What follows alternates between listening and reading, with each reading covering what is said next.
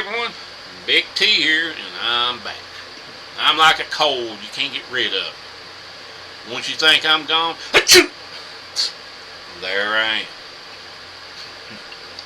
Well, I thought today I'd tell y'all a story or two, some ghost stories. I'll try to get a couple of them out today that my dad told, from what he'd seen through his life. I've seen a few things in my life, and I've heard a few things. And I just want to bring out, I was going to put these things in a book, the stories in the book that he told me through the years, but I just couldn't get around to doing it. I suck at writing, spelling and stuff. But anyways, I figured this is the best way to do it. Well, my dad lived back up in what they call Mud Lick Hollow. And this is back in the 30s, late 30s, early 40s maybe. And he had a bunch of sisters and brothers. And I think if I ain't mistaken, I might be, but I think there was possibly 12 in the whole family, not counting my mom and papa. 12 youngins. But anyways, I think all the youngins had to sleep in the same bedroom, but they had two different beds. And my papa and mama had their room. I think there might have been one of his brothers that maybe slept in the room with papa. I don't know how it worked, but I know they had their own room. They had a room where they all slept pretty much. And he's talked about how the house was made out with boards, and it had strips down the center where the boards joined, had the strips on it. But he said it still stayed a little. It was pretty cold in there, no matter how. But they had these heavy quilts and stuff there. He said it's the best warmth you can get sleeping. You didn't even feel how cold it was outside. It was so warm under there, anyways. And they had a fireplace and stuff. And one night there, he said he was around about 7 years old. Say he got thirsty there. So he got himself out of bed there. I think he was in the middle there. He had to wiggle his way out, to get out. And I think the way he talked, he had a little long johns on, long handles, what he would call them. He said he went in, or underwear. I don't know why he wore it back then, but anyways, he said he got up to go get him a glass of water. He says, when you come into the living room, the bedroom, the way you talk, come out of the bedroom into the living room. And he said that he's seen the fireplace there. He said all of a sudden he looked to the left, something caught his eyes. He said over in the far corner, there's two big red glowing eyes. That's what he called them, big balls of light, but he calls them eyes. Said they was staring at him.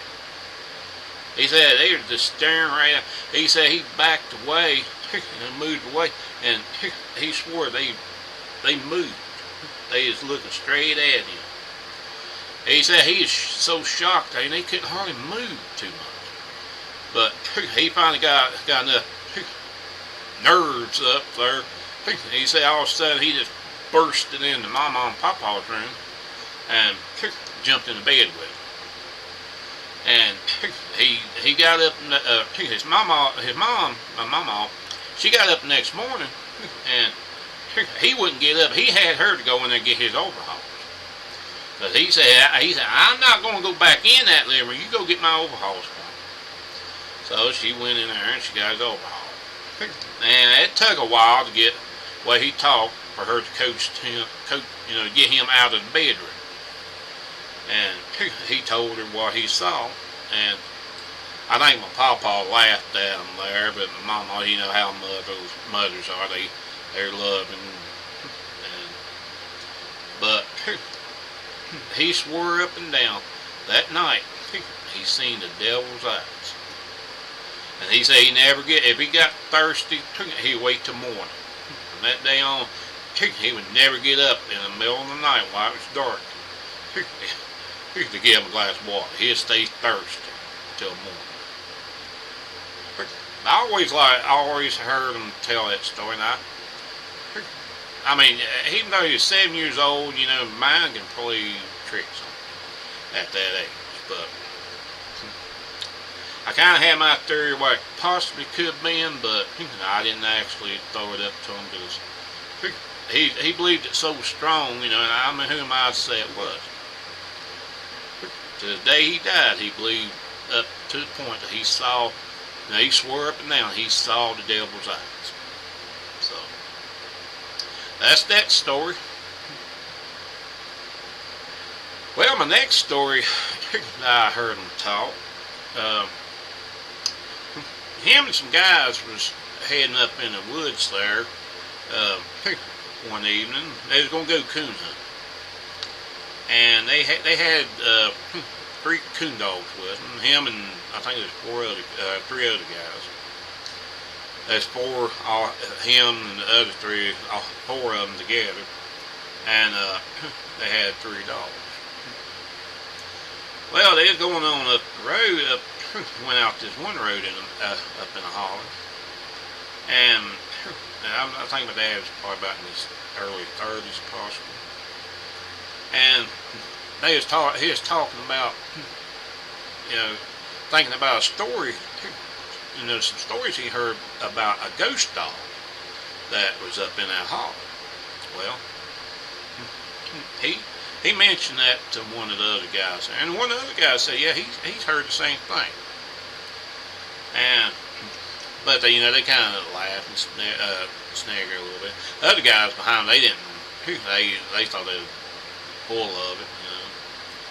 And anyways, they just shrugged it off and went on up through there. Well, it's starting to get a little dark, you know. I bet kind of a mist, like near dark type thing, and dusk to dawn type, I guess you call it. But you can see, but it's getting kind of, hey, you can your limit sight was getting kind of embarrassed, getting just a little, you know. Anyways, he went up, say he went up there. They went on up in the holler there. Then all of a sudden, one of the dogs started barking. Then all 3 of them started barking. They was jumping ahead, and they was holding them back there. But you know, they was kind of like jumping ahead of them. They was wondering what the hell's going on with these dogs there. The other one said, I don't know. It must be something up ahead. And they all of a sudden they looked up, and here comes this black mass. It looked like, the way my dad described it, looked like a black dog. And he swore up and down, it looked just like a black dog. He couldn't tell what kind of dog, but he said, you know, shape of a dog. You could see that it was a dog. You didn't see details. You didn't see no details, but you can see the shape of it. Partially. I mean, you can, you know, just make out a shape look like a dog. That's the first thought coming to his mind anyway. And they thought it might have been a stump or something there. But you know, more than what the dogs was jumping, what was making the dogs raise Cain. You know, they just going there, they was having a time holding the dogs back. And then all of a sudden this shape started moving towards them. And they backed up, you know, some up on one side of the bank there, and I guess there's a holler road. And there's some up here on this side and some over here on this side. And they poured the dogs, held the dogs. And this black mass just walked right down the center of it. And didn't even make a noise. You didn't even hear leaves rustle where it was walking. Because it was in fall, you know, and a lot of leaves in there. But you didn't even hear nothing. But when it got closer, your eyes couldn't really focus on it much. You can look away from it where he said, and look kind of off a little bit, and you see the image. You can catch it. he said one of them picked a rock up and got the nerve to pick a rock up and throw it at it. They said that rock just went right through it. It's a big rock. No, not, pretty good sized rock, And he tossed it at it. Just threw it right in at it. And it said the rock went right through. Just passed right through it. Didn't even phase it none. So he didn't even take it out of its rhythm. It just kept on going. They said the dog, shape of the dog, or whatever it was, went on down through there a little ways, then poof, disappeared on it.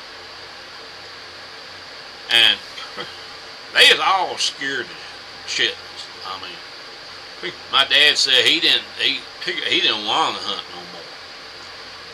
They took the spot like they had them lights on their heads.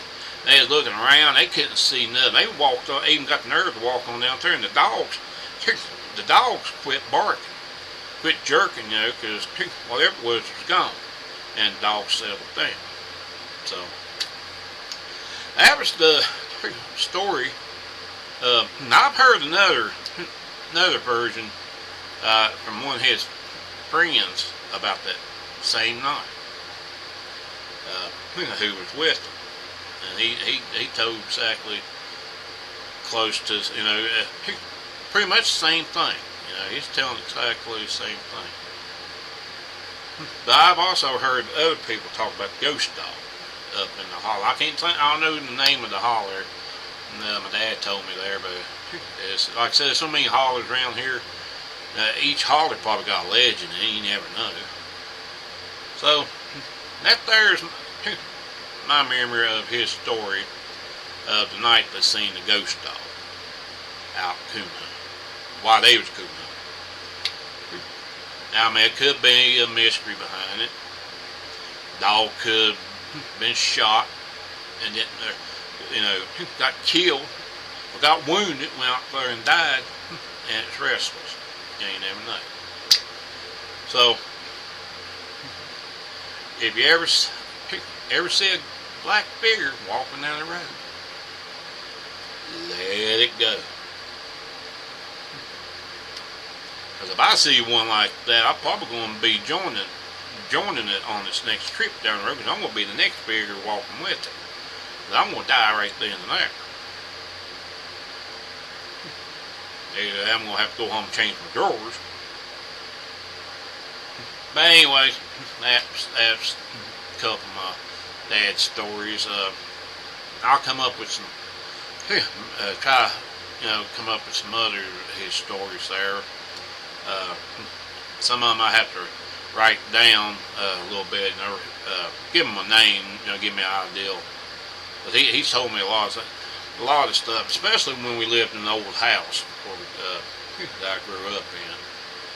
Now that house has some haunts in it, and he's seen quite a few times. I've seen a few things, but that'll be in some later stories, later vlogs.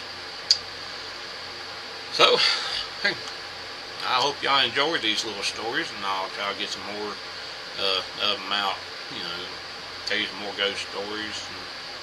And, this I've heard around here, and I've seen, my dad's talked about and seen. I'll try to get some more out to you soon. Maybe not in the next vlog, and the vlog after that, or the vlog out there. It'll be soon. Somewhere down the line. Just keep watching. So, y'all have a good day. Have a great one tomorrow, and I'll see you later.